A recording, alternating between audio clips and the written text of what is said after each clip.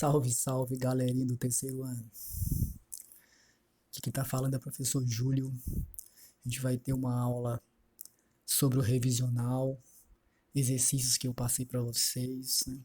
E que nós vamos hoje fazer um breve comentário para deixar vocês ligados nas questões principais que podem aparecer, ok? É uma forma da gente melhorar um pouco mais nosso conhecimento em física. Beleza pura? Então vamos começar. Dá uma observada na questão de número 5. O freio ABS é um sistema que evita que as rodas de um automóvel sejam bloqueadas durante uma frenagem forte e entrem em derrapagem. Ele está dizendo que esse sistema ele foi feito para que, durante uma frenagem muito forte, o carro não passe muito tempo ainda em movimento, mesmo com as rodas travadas, ok? Aí ele fala mais. Ele diz que testes demonstram que, a partir de uma dada velocidade, a distância de frenagem será menor se for evitado o bloqueio das rodas. O ganho na eficiência da frenagem, na ausência do bloqueio das rodas, ele é resultado de quê?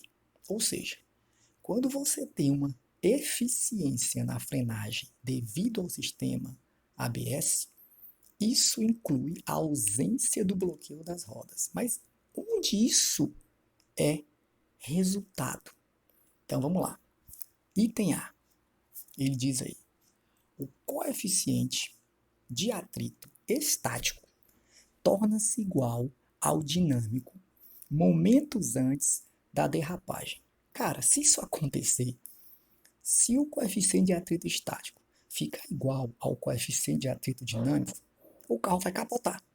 Por quê? Porque vai haver um travamento das rodas.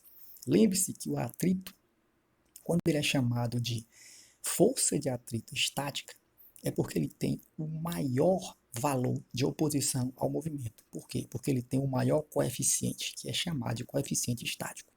O coeficiente estático, por natureza, ele é maior do que o coeficiente dinâmico. Ele é sempre maior, ele não pode ser menor. Porque se ele for menor, o objeto deixa de ficar parado e começa a se movimentar. Ok? Então, o item A, se eu igualo o coeficiente dinâmico ao estático, esse carro praticamente ele vai derrapar, capotar, vai ter um problema sério. Item B, o coeficiente de atrito estático, se ele for maior do que o dinâmico, isso independe das superfícies de contato entre os pneus e o pavimento. Então, presta atenção. Aqui ele está dizendo que quando o coeficiente de atrito estático for maior do que o dinâmico, vai acontecer que haverá uma eficiência na frenagem. Vocês concordam? Isso é verdadeiro? Sim. Na hora que você aperta os freios, se você conseguir, com aquele movimento, fazer com que o atrito estático se sobressaia do atrito dinâmico, o carro automaticamente ele passa de uma certa velocidade e essa velocidade ela vai diminuir com o passar do tempo num intervalo muito pequeno. Ou seja, a incidência, a situação desse carro andar mais, percorrer uma maior distância, ela vai ser bastante diminuída. Porque com a influência do atrito estático, o carro, assim que apertar o freio, ele vai ter um resultado, né, mais positivo. Ele vai deixar de se locomover mais e vai parar em poucos metros após a frenagem. Isso aumenta a eficiência dessa frenagem e faz com que não haja o bloqueio do pneu ou das rodas do carro. Beleza? Essa alternativa é a alternativa correta. Olha o que diz aí a questão 6. Ela fala que usando pressões extremamente altas, equivalentes às encontradas nas profundezas da Terra, ou em um planeta gigante, os cientistas criaram um novo cristal. Ele é capaz de armazenar quantidades enormes de energia.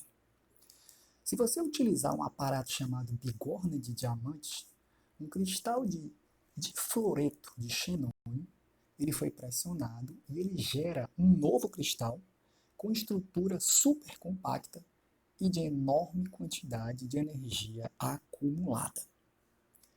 Embora as condições citadas sejam diferentes do cotidiano, o processo de acumulação de energia descrito é análogo ao de qual energia?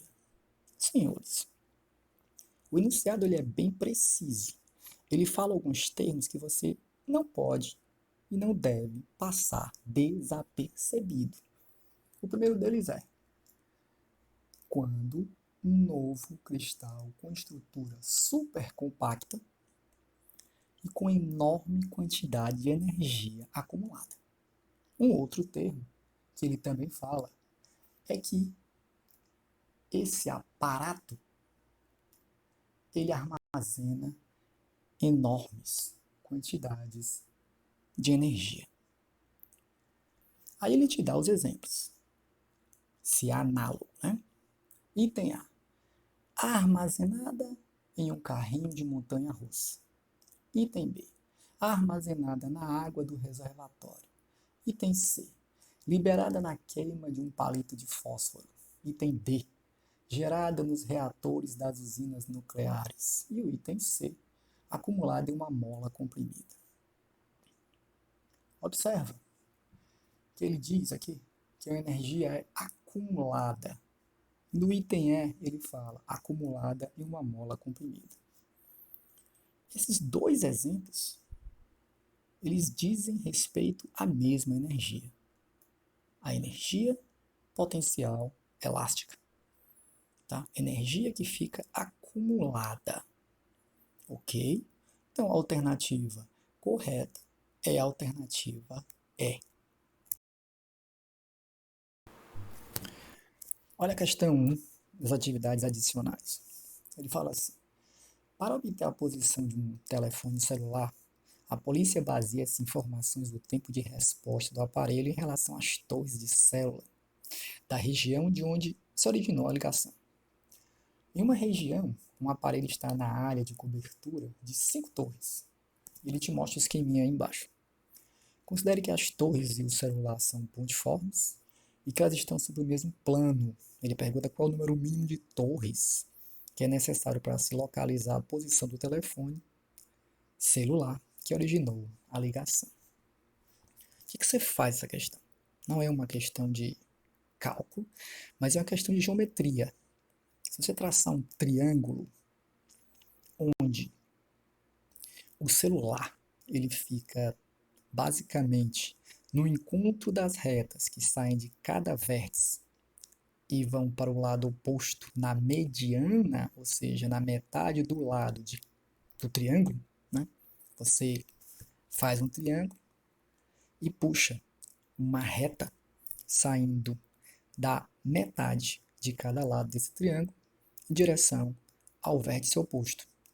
Se você fizer isso, você vai perceber que as linhas que fazem a mediana em cada lado do triângulo, elas cortam justamente, ou elas passam justamente, pelo ponto onde o celular se encontra. Então, isso é até um procedimento global, né? Um sistema de posicionamento para você encontrar as posições exatas. Né? Você geralmente trabalha com esse posicionamento, onde os pontos em comum eles lançam um ponto fixo, cujo ponto fixo ele é o encontro de todas as coordenadas em comum daquele local. Então, se eu traçar um triângulo onde as retas passam pelo celular, eu vou encontrar que para o celular ser encontrado, bastam 3 torres. Apenas 3 torres. Não precisa de uma, porque não tem como, né, você encontrar Duas, você poderia encontrar, mas esse posicionamento ele não seria exato. Você teria a região, mas não teria exatidão. Mas três, não. O erro se torna muito, mas muito pequeno, ok? Então aqui, se você posicionar entre as três torres, você encontrará a posição do telefone celular. O item correto é o item C. Próxima questão. Questão do Enem de 2012. O que é que ela diz? Em 1543, Nicolau Copérnico publicou um livro revolucionário em que propunha que a Terra girava em torno do seu próprio eixo e rodava em torno do Sol. Isso contraria a concepção de Aristóteles, que acreditava que a Terra era o centro do universo. Para quem defendia o Aristóteles, se a Terra gira do oeste para leste, coisas como nuvens e pássaros que não estão presas à Terra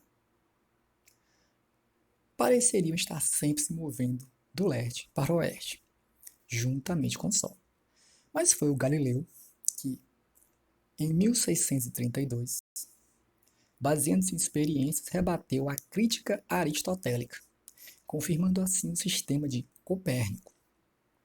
Seu argumento, adaptado para a nossa época, é: se uma pessoa dentro de um vagão do trem em repouso solta uma bola, ela cai junto a seus pés. Mas se o vagão estiver se movendo com velocidade constante, a bola também cai junto a seus pés. Isso porque a bola, enquanto cai, continua a compartilhar do movimento do vagão. Olha só, o princípio físico que foi usado por Galileu para rebater o argumento aristotélico, ele foi qual? Vamos dar uma olhada nesse exemplo. Você está andando com velocidade constante, num local onde a resistência do ar é pequena, você joga uma pequena bola a uma certa altura e continua andando com aquela velocidade constante. A bola, senhores, ela vai cair na sua mão de novo se você mantiver a mesma posição da mão na hora do lançamento. A bola vai cair na sua mão. Isso indica que na hora que você joga a bola e continua andando, a bola tem uma composição de movimentos. Ela sobe, mas ela também está no movimento do objeto que a lançou, no caso você. Então ela vai voltar para a tua mão novamente. Isso é um princípio básico, chamado e conhecido como a lei da inércia.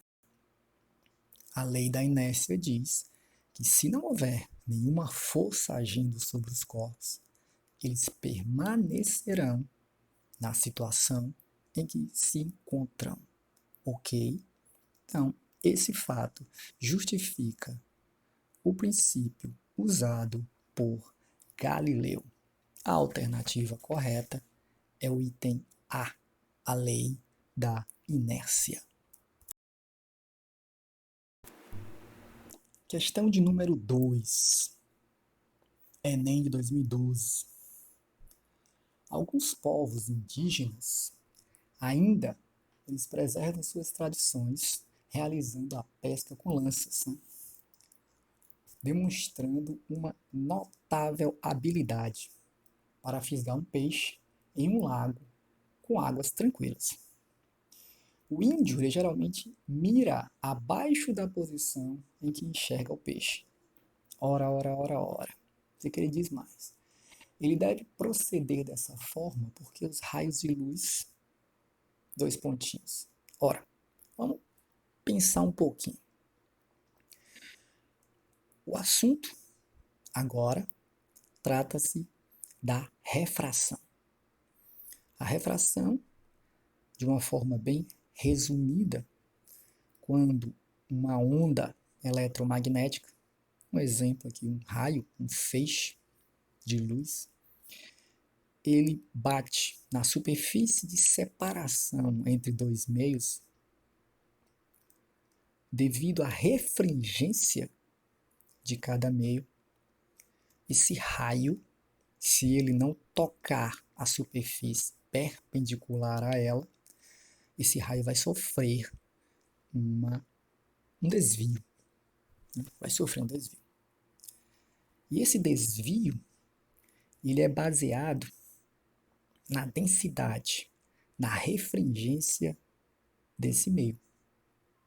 Meios mais refringentes, meios mais densos, esse raio ele tende a se aproximar de uma reta que nós chamamos, na verdade não é uma reta, é um tracejado, é uma reta tracejada, que nós chamamos de reta normal, que ela é sempre perpendicular à superfície de separação dos meios, e ela passa exatamente no ponto onde o raio tocou a superfície. Então, esse raio, quando ele atravessa a superfície, se o meio para onde ele vai é um meio mais refringente, mais denso, essa luz ela tende a se desviar, se aproximando dessa reta normal. Os senhores conhecem essa lei, é uma das leis da refração, e ela é bastante difundida aqui nessa questão. A questão dá ênfase a isso, né? Então vamos ler um pouquinho mais. O que ele diz na alternativa A, quando o índio, né, está em busca de um peixinho para visgá-lo com uma lança? Ela diz o seguinte: ele deve proceder dessa forma porque os raios de luz refletidos pelo peixe não descrevem uma trajetória retilínea no interior da água. Isso é mentira. A luz continua seguindo em linha reta. Ela sofre desvios, mas ela não encurva. Tá? Letra B. Emitidos pelos olhos do índio, desviam sua trajetória quando passam do ar para a água, os raios de luz. Primeiro que nós, nem os índios, nem ninguém, tem essa capacidade de emitir um raio de luz, porque nós não somos fontes primárias, ok? Item C. Os raios de luz, eles são espalhados pelo peixe e eles são refletidos pela superfície da água. Não. Parte desses raios, realmente, quando eles tocam a superfície de separação de um meio, vocês sabem disso, uma pequena parte ela volta, mas a outra, a grande maioria da energia do raio, ela atravessa. Item D. Porque os raios de luz, continuando, emitidos pelos olhos do índio, são espalhados pela superfície da água. É aquilo que eu falei. Os olhos do índio, os olhos do peixe, os seus olhos, eles não emitem a luz. Eles simplesmente refletem, tá? Todas as ondas eletromagnéticas que nele incidem. E falta o item E, que é o item correto. Os raios de luz refletidos pelo peixe desviam sua trajetória quando passam da água para o ar. Ou seja, os raios, quando eles atravessam a superfície, eles sofrem uma refração. Como o meio que eles estão indo é um meio mais leve, menos denso, menos refringente, a luz ela se afasta daquela reta imaginária, daquela reta tracejada chamada de normal. Ok, senhores? O item correto é o item E. Vamos dar uma olhadinha nessa questão 3 do Enem 2010.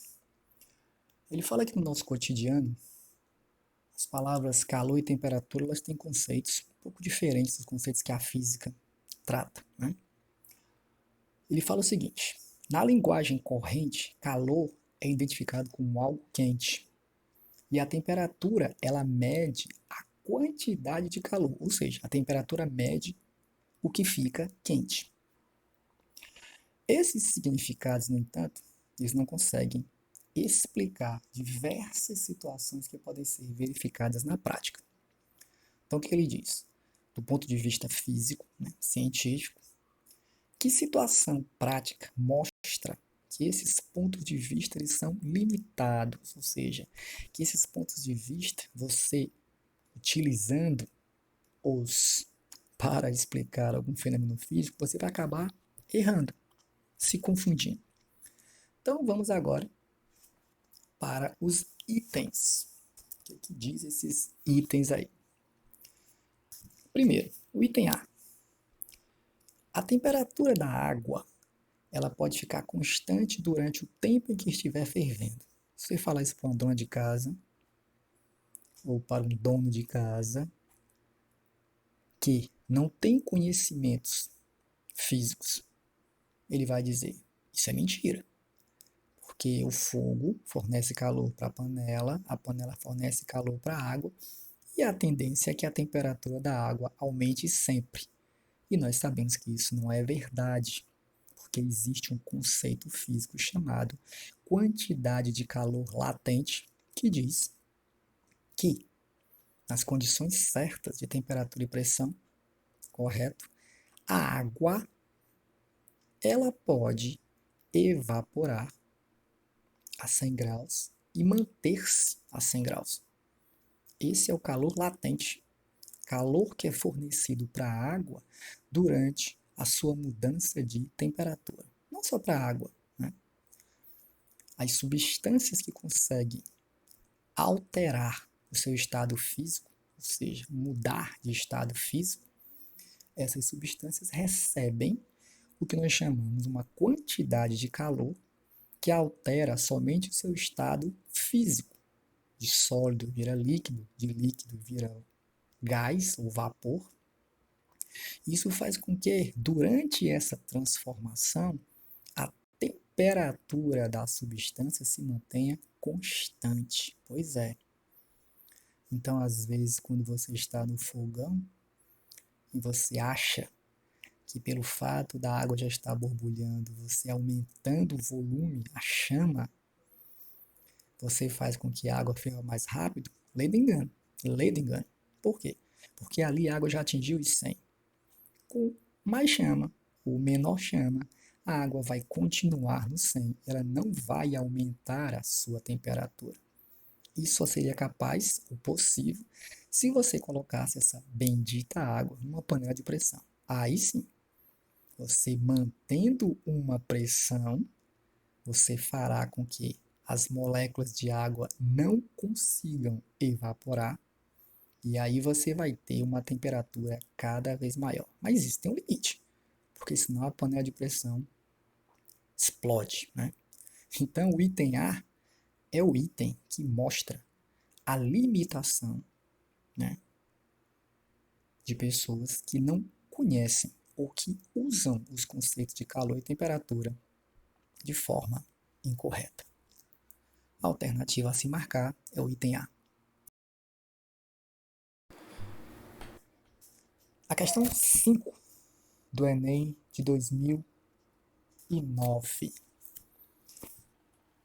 Na linha de uma tradição antiga, o astrônomo grego Ptolomeu ele afirmou a tese do geocentrismo, segundo a qual a Terra seria o centro do universo, sendo que o Sol, a Lua e os planetas eles girariam, né, em redor da Terra em órbitas circulares. A teoria de Ptolomeu ela resolveu de modo razoável os problemas astronômicos da sua época. Vários séculos mais tarde, o clérigo e o astrônomo polonês Nicolau Copérnico, ao encontrar inexatidões na teoria de Ptolomeu, ele formulou a teoria do heliocentrismo, segundo a qual o Sol deveria ser considerado o centro do universo, com a Terra, a Lua e os planetas girando circularmente em torno dele.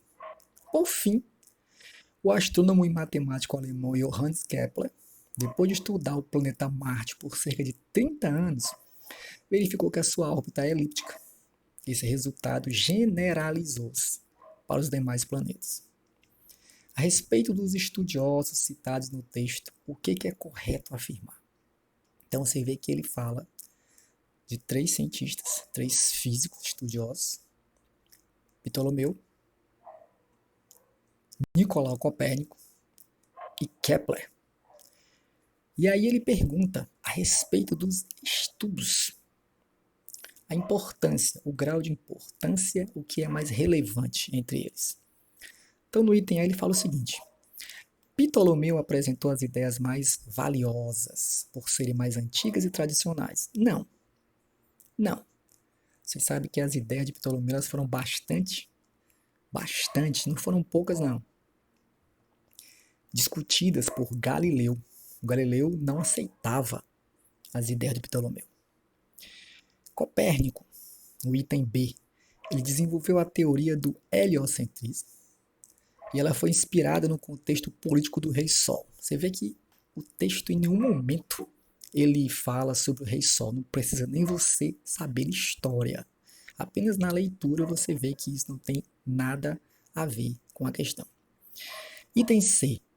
Copérnico viveu em uma época em que a pesquisa científica era livre e amplamente incentivada. Isso é mentira, tá?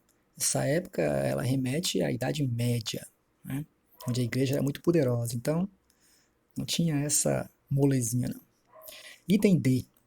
Kepler estudou o planeta Marte para atender às necessidades de expansão econômica. Não, não. Kepler não tinha a intenção de expandir economicamente nada.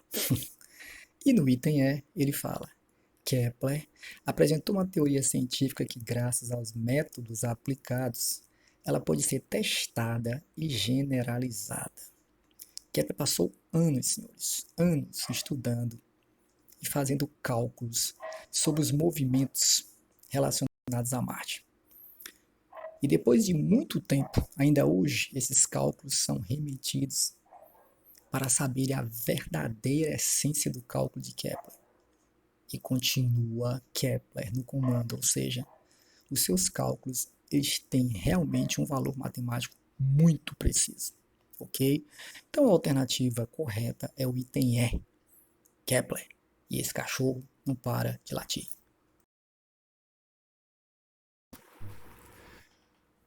Sexta questão, aula 2, revisional, Enem 2001.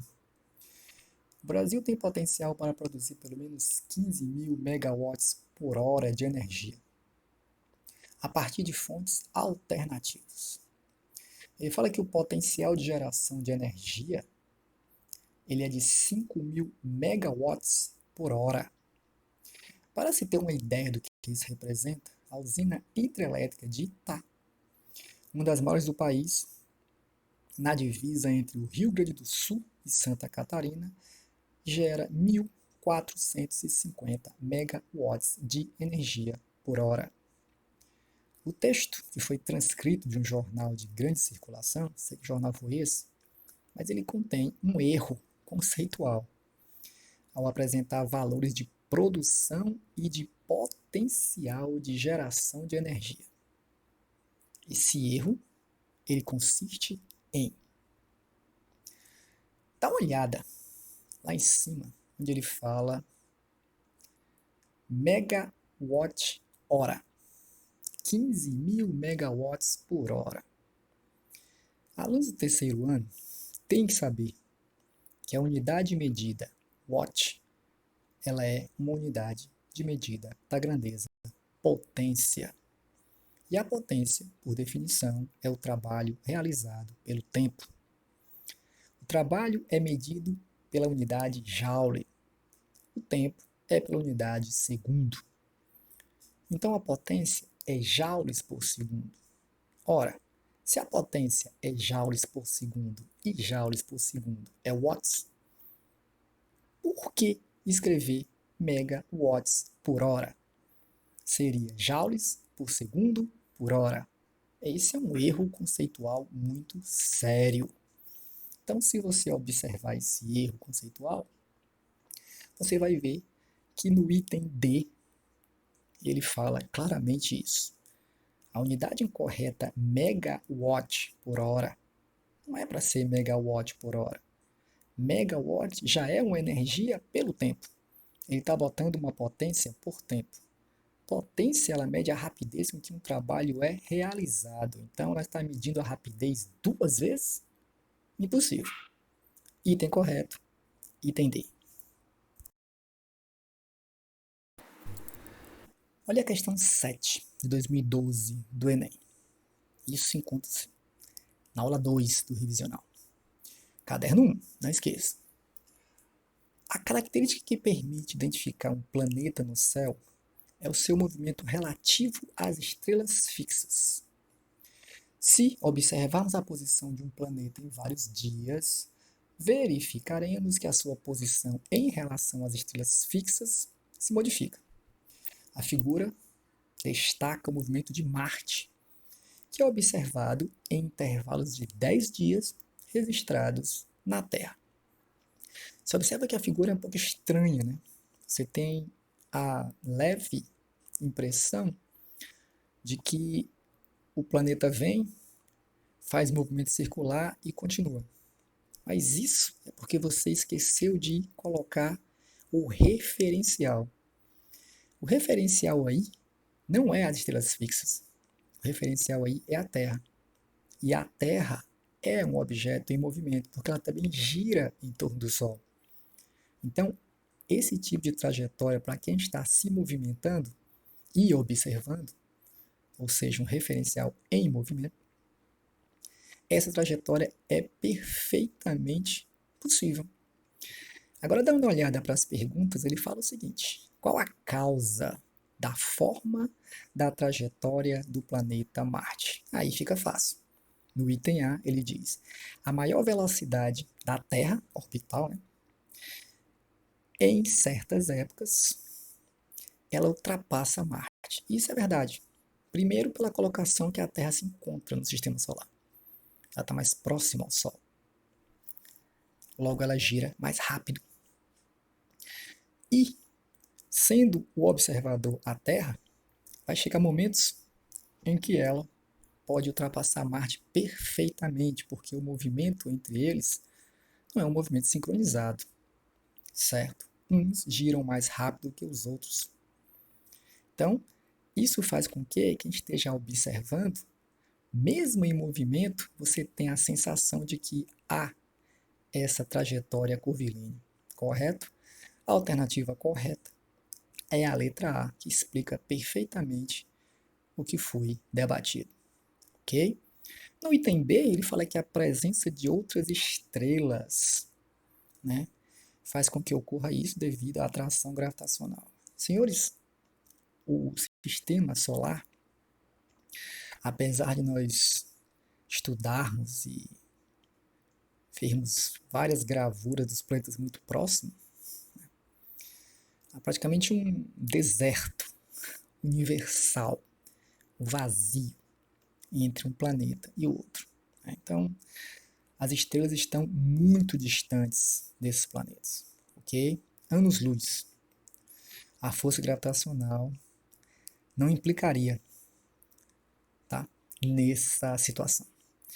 No item C, ele fala que a órbita de Marte em torno do Sol possui uma forma elíptica mais acentuada do que os demais planetas. Não.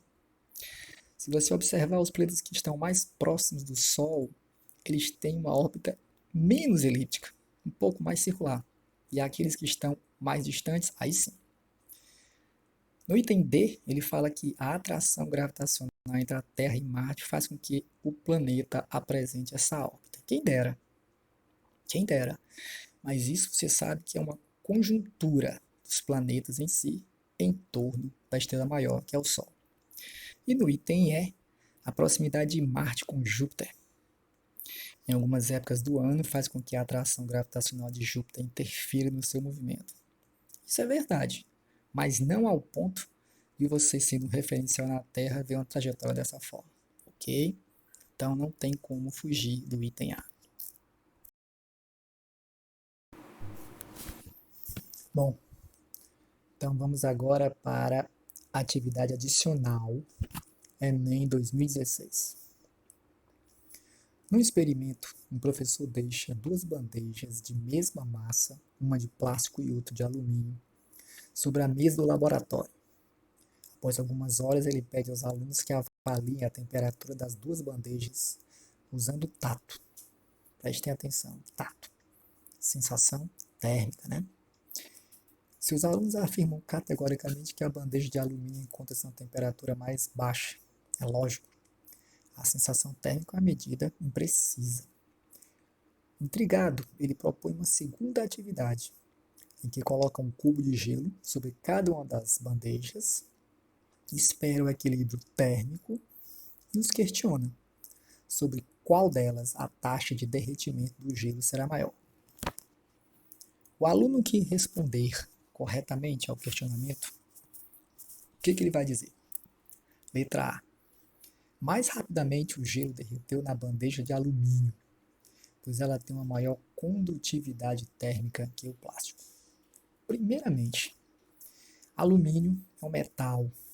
Os metais têm alta condutividade térmica, ou seja, da mesma forma como eles esquentam, recebem calor, na mesma facilidade, eles também liberam esse calor. Correto? E aí tem um detalhe. Quando se toca numa bandeja de alumínio, você tem a sensação térmica de que ela está fria. É devido ao calor que você está liberando para ela.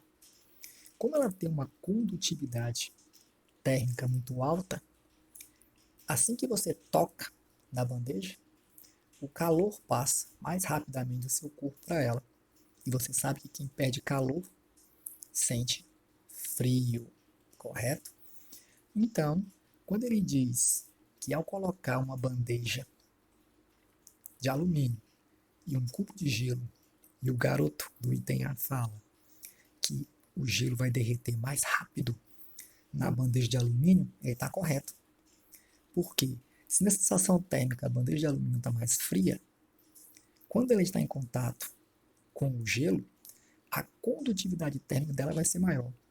Então ela vai liberar calor mais rápido do gelo do que a bandeja de plástico, que fisicamente é um material isolante. Daí a bandeja de alumínio liberar mais calor faz com que a fusão no gelo ocorra de forma mais rápida. A alternativa correta é o item A.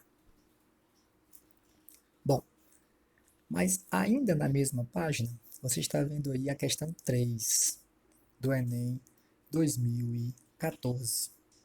Né? O que a questão 3 fala? Quando adolescente, as nossas tardes após as aulas, né, elas consistiam em tomar as mãos no violão, um dicionário de acordes, e aí chamar um amigo para descobrir, apenas ouvindo o acorde, quais eram as notas escolhidas. O ouvido absoluto, que é o ouvido desse cidadão, ela é uma característica perceptual de poucos indivíduos. Né? E aí ele diz, esse cara tinha a capacidade, né, de identificar as notas isoladas, né, sem precisar relacioná-las com outras notas de uma melodia. No contexto apresentado, a propriedade física das ondas que permite essa distinção entre as notas. Distinção entre notas. Cuidado, não é uma mesma nota sendo produzida por instrumentos musicais diferentes. Se fosse essa a situação, você procuraria nas respostas o timbre, devido aos harmônicos, correto? Porém, ele pergunta a distinção entre as notas. A distinção entre as notas se dá através da frequência. Mais alta, mais baixa. No item A, você encontra essa resposta, ok? Bom, chegamos nas aulas de número 4, né? O exercício que nós vamos trabalhar agora é a questão 3 de 2010 do Enem. Ele fala que, com a frequente adulteração de combustível, há necessidade de prover meios para que o consumidor verifique a qualidade do combustível. Para isso, nas bombas de combustível existe um densímetro. Consiste num tubo de vidro fechado, né, que ele fica imerso no combustível, e devido ao peso de bolinhas de chumbo colocado no seu interior, é colocado também uma coluna vertical para manter uma certa referência, né, acima ou abaixo do volume, e ela está contido com mercúrio. Como o volume do líquido varia com a temperatura mais que a do vidro, a coluna vertical ela é preenchida com mercúrio para compensar as variações de temperatura. E aí ele pergunta na questão, de acordo com o texto, a coluna vertical de mercúrio quando aquecida. Então, quando a coluna aquece, esqueça todo o enunciado e apenas se preste a isso. Quando a coluna aquece. Item A. Ela indica a variação da densidade do combustível? Não. Ela indica a variação da densidade do mercúrio. Item B. Ela mostra a diferença de altura da coluna a ser corrigida? Não. Item C. Ela mede a temperatura ambiente? Não. Item D.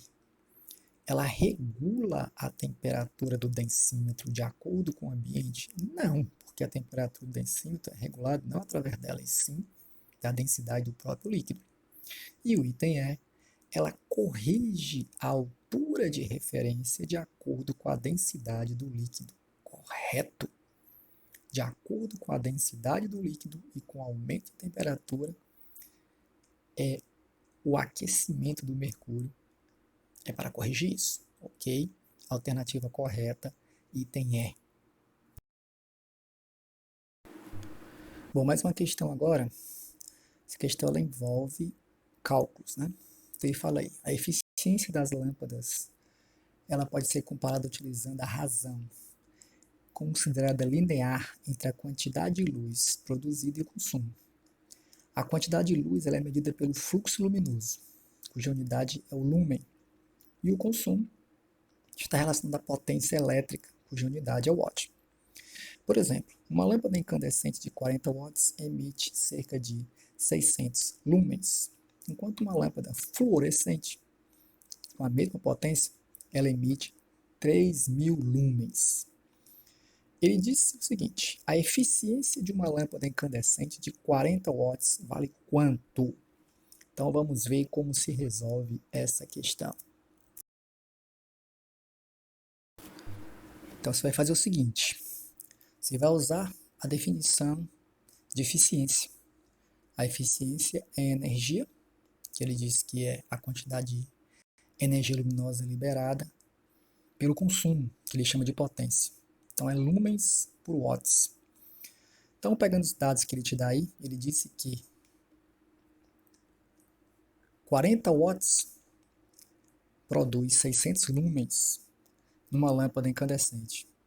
E os mesmos 40 watts produzem 3.000 lumens numa lâmpada fluorescente.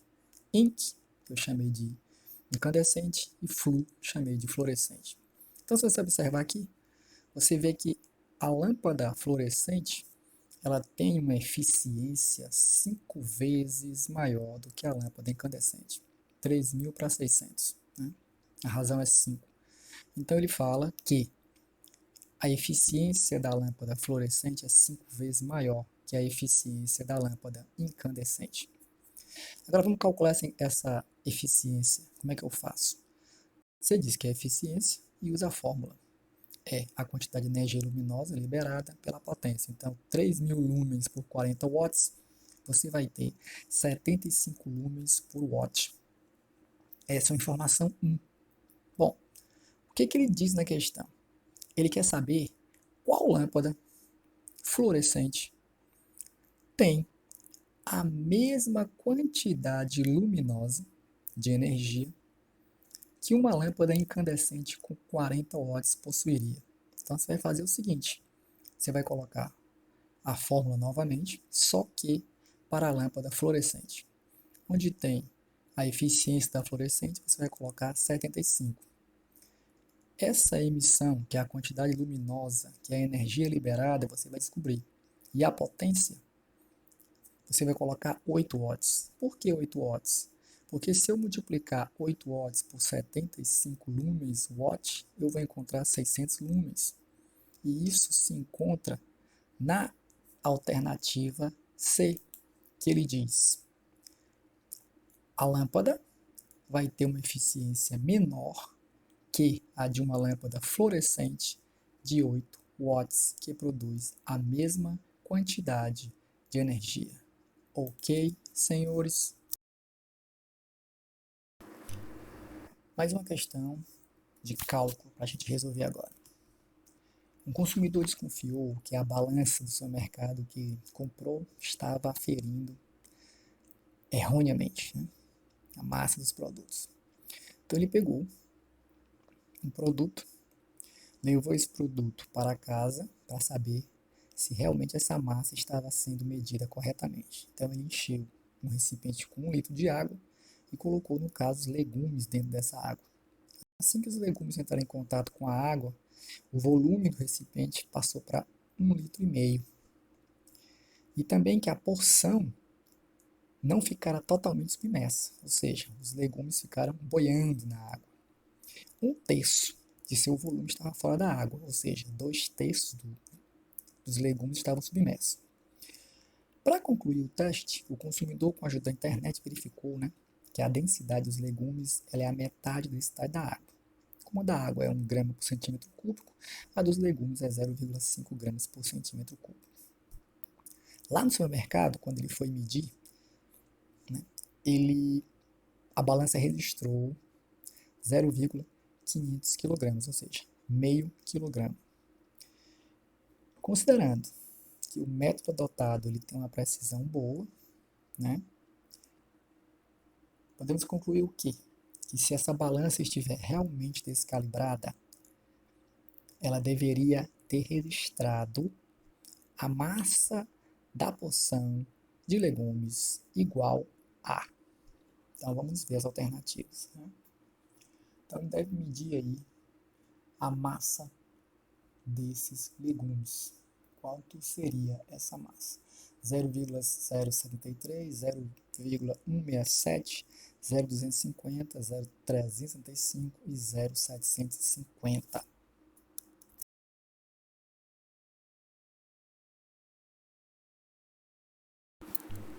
Bom, eu fiz um esquema representando aqui o recipiente e os legumes.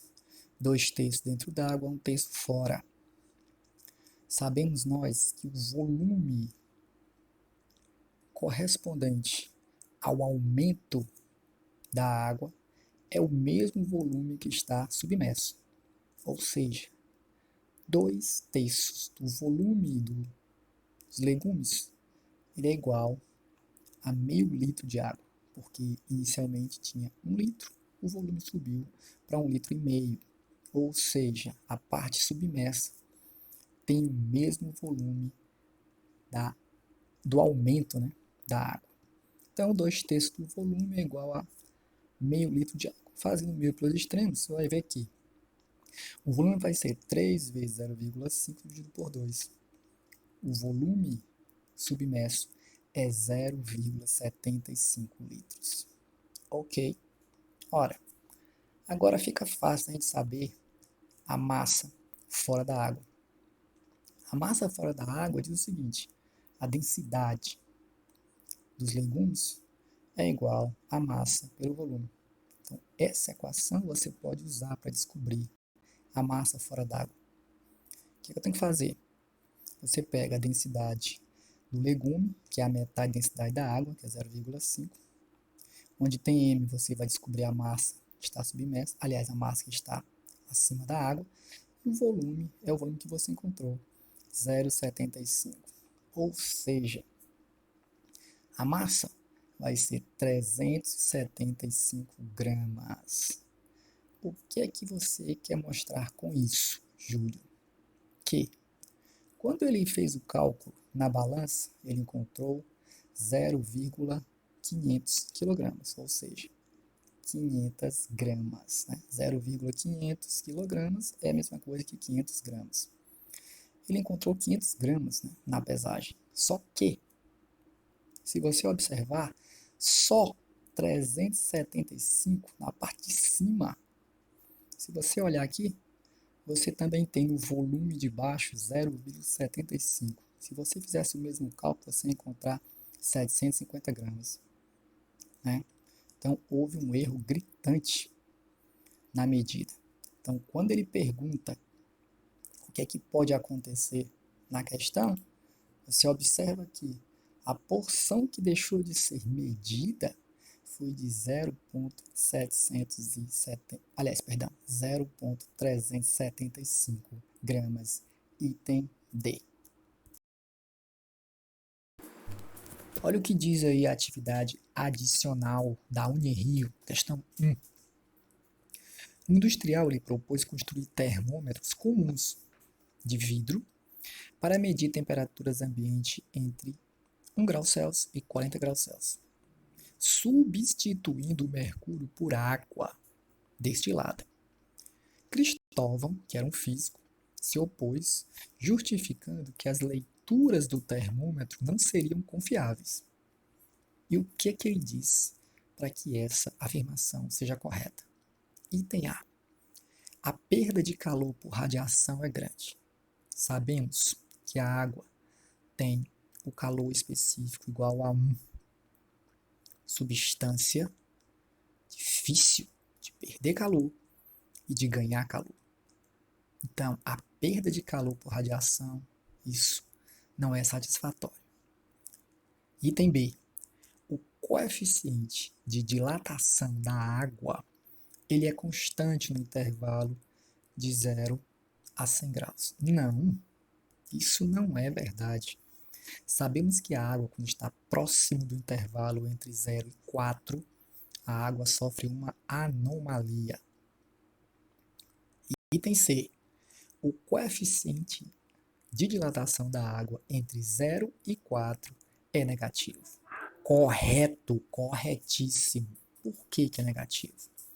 Preste atenção que quando eu estou entre 0 e 100, do 0 para 100, perdão, quando eu estou entre 0 e 4, do 0 para o 4 graus centígrados ou Celsius, dessa faixa, quando aumenta a temperatura, a água, em vez de aumentar o seu volume, a água se contrai. O volume da água é diminuído. Então, de 0 para 4, o volume diminui.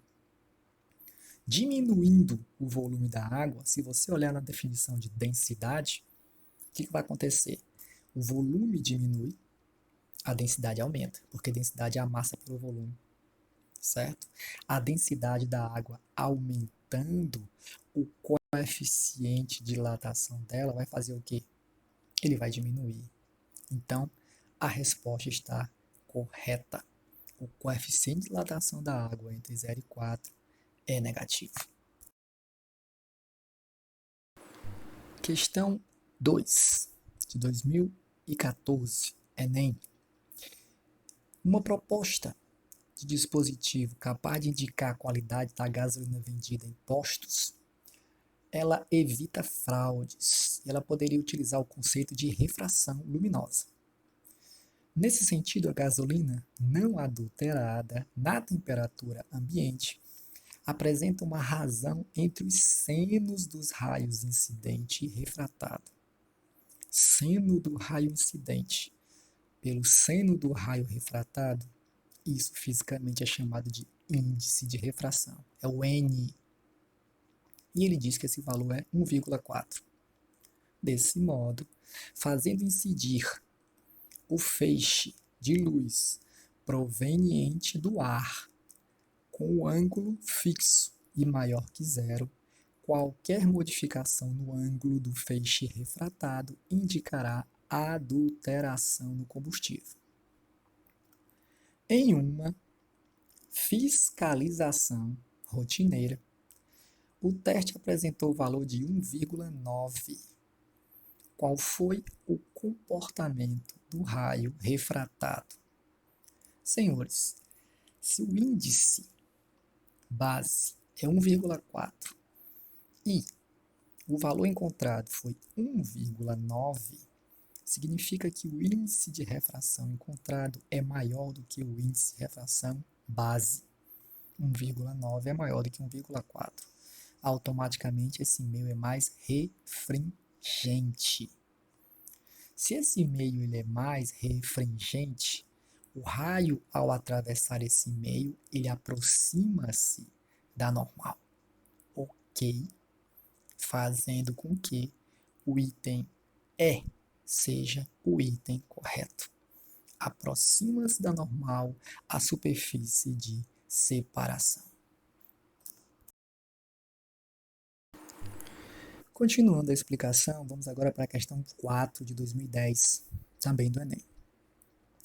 Com o objetivo de testar a eficiência de fornos de micro-ondas, planejou-se o aquecimento em 10 graus Celsius de amostras de diferentes substâncias, cada uma com determinada massa, e em 5 fornos de marcas distintas. Neste teste, cada forno operou a potência máxima. O forno mais eficiente foi aquele. Ora, fisicamente, o termo eficiência é o quê? É você realizar um trabalho no menor intervalo de tempo. O trabalho nessa questão vai ser o fornecimento de energia ou fornecimento de calor. Vocês vão mais à frente entender que o calor ele também pode produzir trabalho. Isso é a primeira lei da termodinâmica. Um pouquinho mais lá na frente a gente vai ver isso. Mas vamos agora para as alternativas. O item A ele diz o seguinte: o forno mais eficiente foi aquele que forneceu a maior quantidade de energia às amostras? Não, a quantidade foi a mesma. Item B, ele cedeu energia à amostra de maior massa? Não, ele não cedeu energia à amostra de maior massa. Item C, ele forneceu a maior quantidade de energia em menos tempo? Corretíssimo, definição de potência. Esse é o forno mais potente. Corpos mais potentes, fisicamente, são corpos mais eficientes. Alternativa correta, item C. Aulas de atividade. Enem, questão 3 de 2016. A usina de Itaipu é uma das maiores hidrelétricas do mundo para gerar energia. Ela possui 20 unidades geradoras e 14.000 megawatts de potência total instalada. Ela apresenta uma queda, uma altura de 118,4 metros e a vazão de água dela é de 690 metros cúbicos por segundo. O cálculo da potência teórica leva em conta a altura da massa de água represada pela barragem, a gravidade local, que é 10, a densidade da água, que é 1.000. Ele diz o seguinte, que a diferença entre a potência teórica e a instalada é a potência não aproveitada. A pergunta dele é, qual é a potência em megawatts não aproveitada em cada unidade geradora de Itaipu? Aí te dá as alternativas. Beleza? Vamos ver como é que se resolve esse negócio. Vamos resolver a questãozinha 3 de acordo com o enunciado. Ele disse que a potência, chamada de não aproveitada, ela é igual à diferença entre a potência teórica e a potência instalada por unidades. A primeira coisa que você faz é calcular essa potência instalada por unidade. O valor que apareceu na questão é 14.000.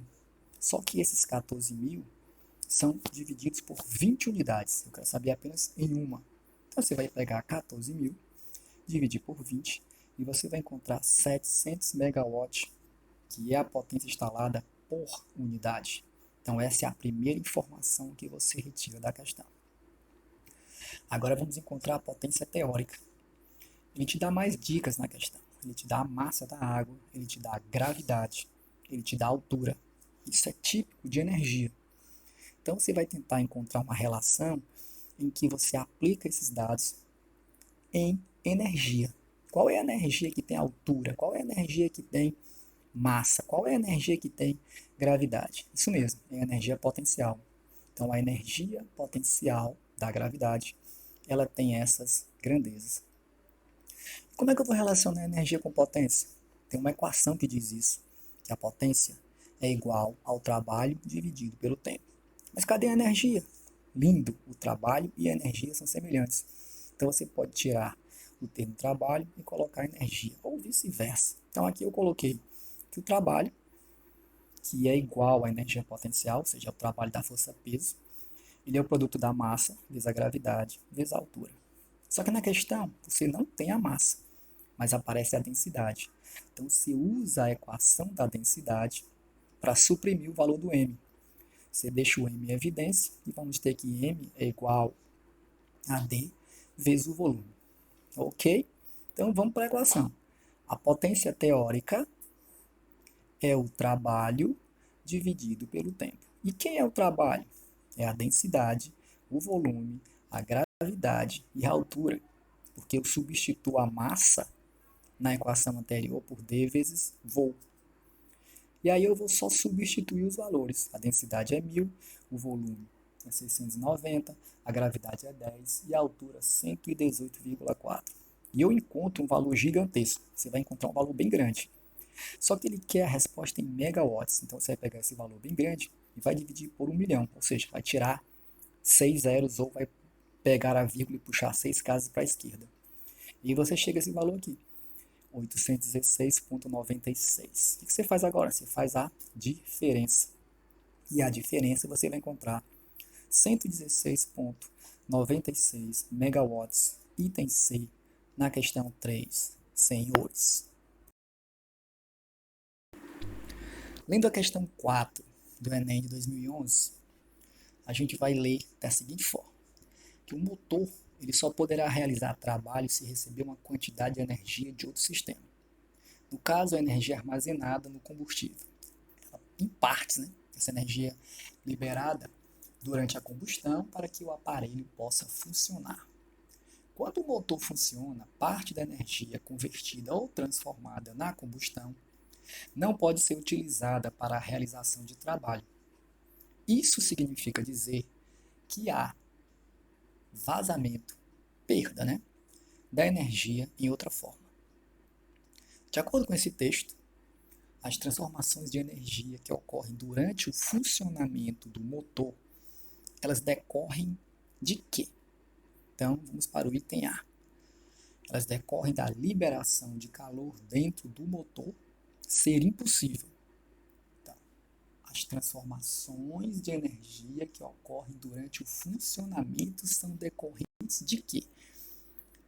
Olha o que ele diz no item A. Decorrentes da liberação de calor dentro do motor ser impossível. Ou seja, é impossível liberar calor dentro do motor. Não, isso é possível. O motor esquenta.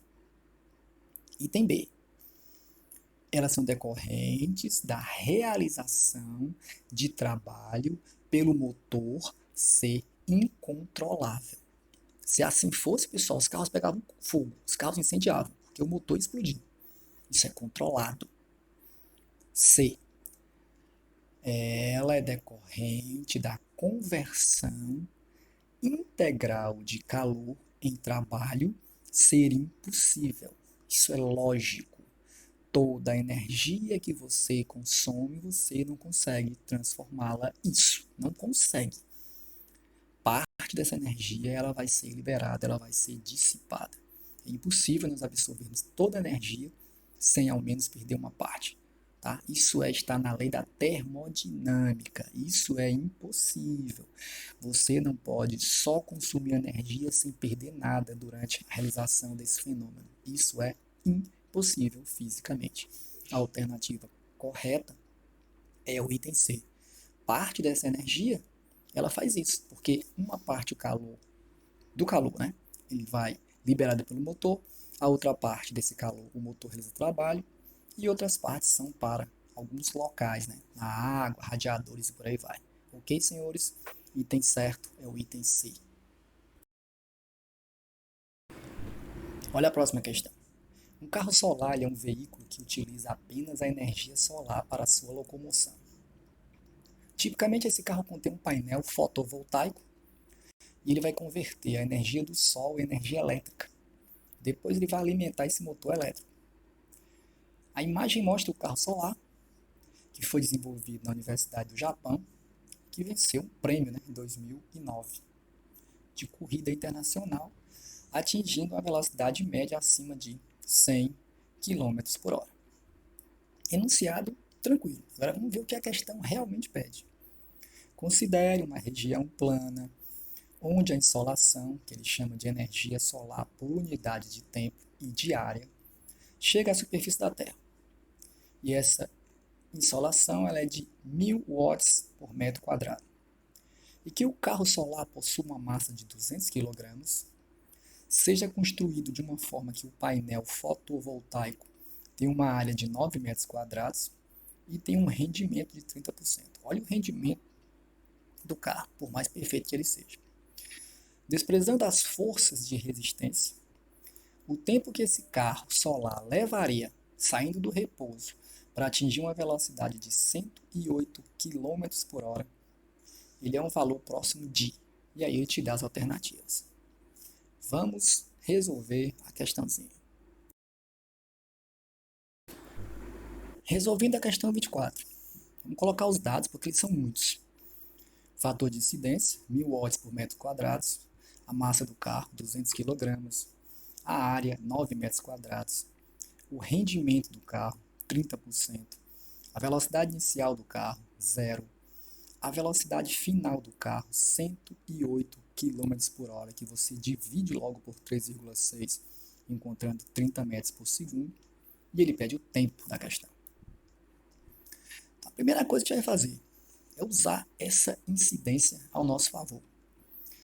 Ele disse que a incidência total é de 1000 watts por metro quadrado. Só que o carro ele tem uma área de 9 metros quadrados. Então, se é 1000 watts a cada 1 metro quadrado, 9 metros quadrados vão receber 9000 watts. É a primeira informação que você tira.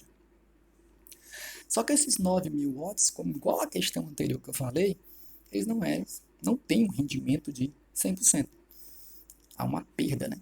Ou seja, o rendimento do carro é só de 30%, ou seja, 90%, enfim, 70%, né? Correto? 70% dessa energia, ela é dissipada, ela é perdida. O carro só consegue absorver 30%. E 30% de 9.000 é quanto? Você pega 9.000, multiplica por 30 e divide por 100. Você encontra 2.700 watts. Então, essa é realmente o valor, né, de potência que esse carro possui. Porque ele recebe essa incidência através das placas fotovoltaicas. Próximo passo. Próximo passo é tentar encontrar o tempo. Mas aí você vai ter que ver o que a questão te dá. Observe que essa unidade medida é watt. Isso é potência. Então você diz, cara, como é que eu vou usar potência agora? Lembra que potência é o trabalho pelo tempo. Então já aparece a grandeza que você quer. Potência, trabalho pelo tempo. Bom, eu tenho a potência, 2.700 watts. E o trabalho? Onde é que eu vou encontrar o trabalho com esses dados? Há uma equação que diz que o trabalho é a variação da energia cinética. Você percebe que aconteceu isso. Ó. O carro saiu de uma velocidade 0 para uma velocidade 30. Então você diz que a potência é o trabalho pelo tempo. Joga o tempo para cima, você vai ter que o tempo é o trabalho pela potência. E aí vem, o que é trabalho? É a variação da energia cinética. A energia cinética final menos a inicial. Lembrando que a energia cinética tem a fórmula mv ao quadrado sobre 2, né? mv ao quadrado sobre 2. Então, se você pegar essa equação, você pega a massa multiplica pela velocidade, que é 30 ao quadrado, divide por 2 e o resultado você vai dividir por 2.700. Está aqui. E você chega ao item de 33,3 segundos. Lindo. Bom, finalmente a gente chega para a questão 1 da aula 11. Né? Essa questão ela vem em gráfico. É muito, muito comum o uso de gráficos no Enem. Né? O Enem ele tem essa característica, né? De colocar muitos gráficos para o aluno interpretar. Então vamos lá. Enem 2009. A umidade relativa do ar é o termo usado para descrever a quantidade de vapor de água contida na atmosfera. Ela é definida pela razão entre o conteúdo real de umidade de uma parcela de ar e a quantidade de umidade que a mesma parcela de ar pode armazenar na mesma temperatura e pressão quando ela está saturada de vapor, isto é, 100% de umidade relativa. O gráfico ele representa a relação entre essa umidade e a temperatura ao longo de 24 horas em um determinado local. Então está aí o gráfico. O tracejado é a temperatura, a linha escura é a umidade relativa. Aí vem a perguntinha. Considerando-se as informações do texto, o que o gráfico conclui? Senhores, vamos dar uma olhadinha no gráfico. Esse gráfico, se você observar direitinho, os dois, né, tanto umidade como temperatura, eles não são progressivos, mas eles são inversamente proporcionais. Há uma relação aqui inversa. Quando a umidade está alta, a temperatura está baixa. Quando a temperatura aumenta, a umidade diminui. Não, você vê que quando a linha está escura em cima, o tracejado está embaixo. Quando o tracejado está em cima, a linha escura está embaixo. Então, isso já é uma informação interessante. E aí você vai ver agora as alternativas. O que é que ele diz aí? Ele fala, a insolação é um fator que provoca a variação da umidade relativa do ar. Olha só, a insolação é um fator que provoca a umidade relativa do ar. O que vocês acham? Primeiro, o que ele chama de insolação? A insolação que ele chama é a temperatura. A insolação, que é chamada na questão, é a chamada temperatura. Então ele diz que a temperatura é um fator que provoca a variação da umidade. Vamos discutir um pouquinho mais essa questão. Vamos para o item B. O ar vai adquirindo maior quantidade de vapor à medida que se aquece. Não, isso não tem nenhuma relação com a questão. Você observa que quando o ar adquire vapor à medida que ele se aquece, pelo contrário, né? A presença da umidade relativa do ar é diretamente proporcional à temperatura. Acabei de falar que isso não é verdadeiro. A umidade relativa do ar indica, em termos absolutos, a quantidade de vapor existente na atmosfera. A umidade é relativa e indica um termo absoluto, isso não é verdadeiro. A variação da umidade de ar se verifica no verão e não no inverno. Não, pelo contrário, né? É o inverso. Então dá uma olhadinha de novo. A insolação é um fator que provoca variação na umidade de ar. Temperatura alta, muita insolação. O que acontece com a umidade relativa do ar cai. Pouca insolação. O que acontece com a umidade relativa do ar aumenta. Há uma variação aí? Sim. Então, para você tirar todas as suas dúvidas, o item correto é o item A. Bom, senhores, eu espero que vocês tenham entendido as questões, né? A narrativa das questões. Né? Meio complicado, né? Não apareceu meu rostinho lindo aí durante a explicação, porém, essas questões, elas são questões em que a dificuldade de cálculo só vai existir em duas, né? O restante é teoria pura. Então, não há necessidade de uma experiência presencial. Então, eu espero que os senhores tenham entendido Repitam, vejam, revejam, assistam várias vezes para vocês entenderem. Caso aconteça ainda alguma dúvida, porque essas questões foram escolhidas no revisional de assuntos já estudados. Porém, se as dúvidas persistirem, eu estou aqui para tirá-las, ok? Então, bons estudos, bom retorno às aulas, coragem. E o bom mesmo é ser salesiano, pai.